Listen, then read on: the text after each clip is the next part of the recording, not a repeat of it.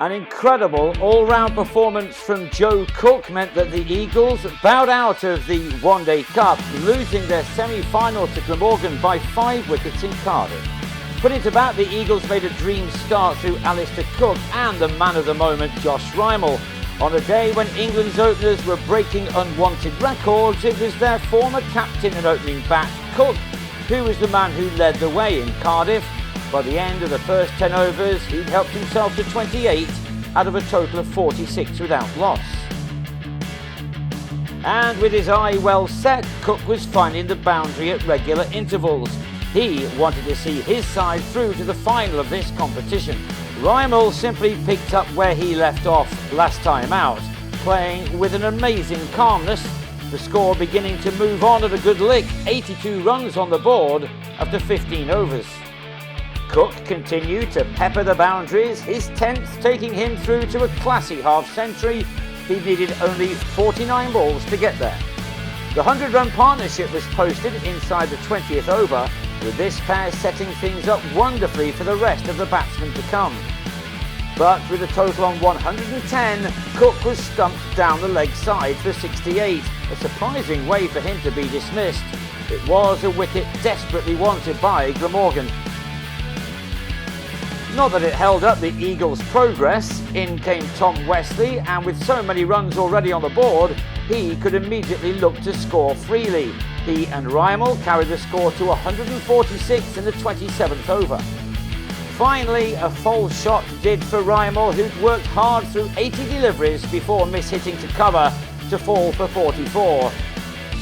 After 30 overs with 20 to go, Essex had 151 runs on the board and would have hoped for a final score beyond 300, and that looked easily possible with Wesley continuing to play his shots. Having eased to 31, he then drove Cook to Stephen Reingold, another to go when well set and looking good. For Walter and for Rose Cushy still had time to play themselves in. Walter in particular, the latest to find conditions to his liking. He struck the first 6 of the game and in doing so took his partnership with Cushy to 50, made in 47 balls, Walter with 30 of those. Cushy also went big off Andrew Salter as the Eagles approached the last 10 overs in a very strong position. He was out to the very next ball. On 26, he tried to late cut Salter but nicked behind. Essex on 226 for 4 after 40. Ryan Tendescarter followed in the 41st, also edging a cut. He gone for a couple.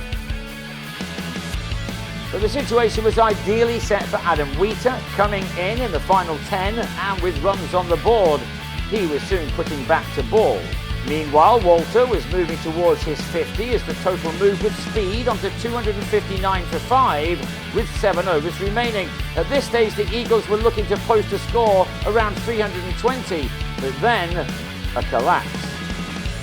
It began with Wheater on 16, dragging Cook out to Reingold in the deep. Walter completed a fine 50 off 37 balls, but to his next, he skied a shot and was taken by the bowler, Lucas Carey. Cook then grabbed his 4th wicket with Aaron Nija driving him on the up to Reingold. Then Allison top-edged a hook off Michael Hogan to depart with 3 runs to his name.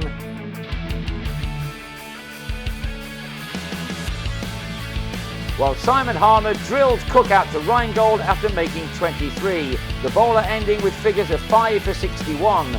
From a score of 259 for 5 after 43 overs, the Eagles were all out in the last for 289, hardly the finish to their innings that they would have wanted.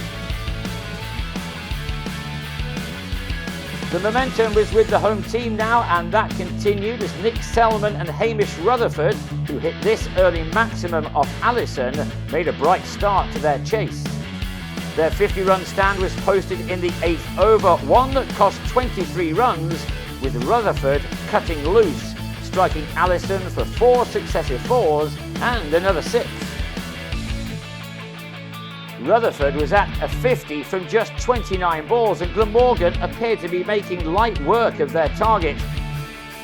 78 runs had been removed after 10 overs, the partnership eventually realising 95 in 13. Harmer, of course, always has a key role to play with the ball, but rarely more than this. As he so often does, he held the ball back ever so slightly and Rutherford skied to Walter.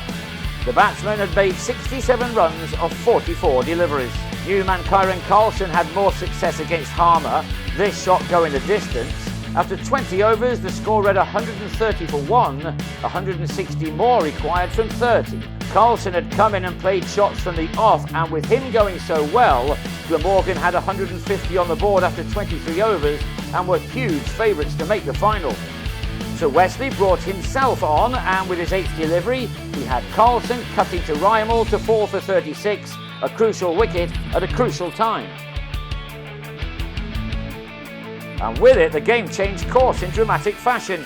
Billy Root was another to get out on the cut, tender scar to the successful bowler. 16-year-old Luke Benkenstein with the catch on as a sub.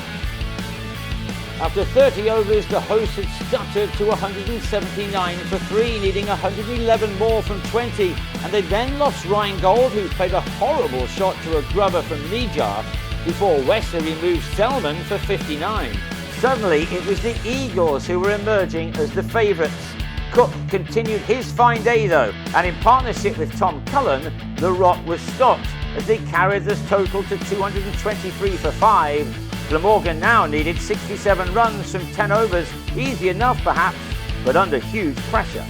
In 8 previous List A matches, Cook had bagged only 13 wickets and scored 79 runs with a best of 33. The 24-year-old was turning out to be the difference between the two teams here. He had career bests with both bat and ball. With 5 overs of this thrilling contest to go, Cook and Cullen had added 74 runs for the 6th wicket and now needed only 34 more to take their side to a memorable win. The match was slipping away from the Eagles. A 6-4 for Cook had him at his maiden 50 in this format, made at a run a ball. The 47th over delivered by Jack Plom went for 16 runs, and that was just about it. 10 required from 3. But Glamorgan needed only one of those. Cook's remarkable day finishing in a remarkable way as he danced down the wicket and hit Harmer over the rope. The left-hander had added 66 of 56 balls to his 5-wicket haul. His name will be remembered by Essex supporters for a long time, but for the wrong reasons. So it is Glamorgan who go through to the final, winning this game by 5 wickets with 12 balls unused. The Eagles, though, can hold their heads up high for the way they performed throughout this tournament. In the end, though, their goose was Joe Cook's